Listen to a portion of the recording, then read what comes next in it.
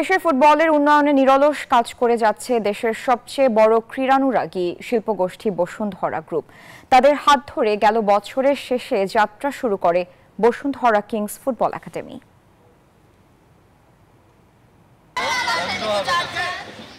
Bashundhara Kings একাডেমিতে প্রশিক্ষণের ফাঁকে এভাবেই খুনছুটিতে মেতে উঠেছে 5 বছর বয়সী আদনান আল আরাফ।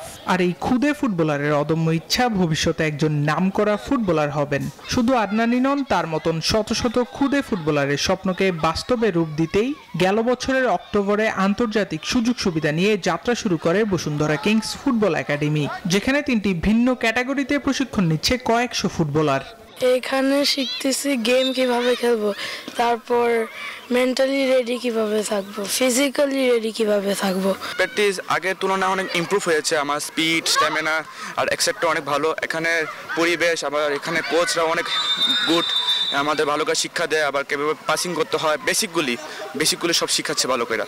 বিশ্বমানের এই ফুটবল একাডেমিটিতে সন্তানদের ভর্তি করতে পেরে বেশ খুশি অভিভাবকরা। এই একাডেমির কোচরা যেভাবে তাদের সন্তানদের প্রশিক্ষণ দিচ্ছে, তাতে ভবিষ্যতে বসুন্ধরা কিংস একাডেমি থেকেই দেশের সেরা ফুটবলার উঠে আসবে, এমনটাই মনে করেন তারা। ওদের পেছনে যেই সকল কোচরা আছেন তারাও কঠিন পরিশ্রম করতেছে ছেলেদেরকে একটা ভালো স্ট্যান্ডার্ডে ভালো মানের খেলোয়াড় হিসেবে তৈরি করার জন্য। ইন্টারন্যাশনাল ফ্যাসিলিটি সম্পন্ন ফুটবল একাডেমি আমার মনে হয় বাংলাদেশে আর দ্বিতীয়টা নাই। এখানে আপনারা দেখেন একসাথে কতগুলো প্র্যাকটিস ফিল্ড, এখানে ফার্স্ট টাইম কেউ আসলেই আসলে একটা ভালো লাগে কাজ করে। কিংস একাডেমির কোচ SM আসিফুজ্জামান জানান, প্রশিক্ষণরতদের মধ্য থেকে সেরা ফুটবলার বাছাই করবেন তারা। পরে তাদেরকে সুযোগ দেওয়া হবে বসুন্ধরা কিংসের সিনিয়র দলে।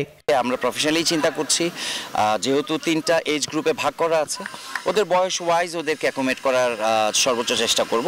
ফার্স্ট গ্রুপ সেকেন্ড গ্রুপে মুভ করবে, ওদের অ্যাকোমোডেশনের জায়গা ওপেন আছে। সেকেন্ড গ্রুপ থার্ড গ্রুপে মুভ করবে, ওদের অ্যাকোমোডেশন জায়গা আছে। Third group definitely is a pipeline for our under 18 team.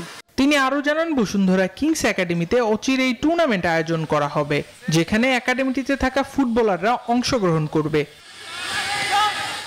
Bashundhara sports city থেকে আবরার আল দাইয়ান, নিউজ 24, ঢাকা।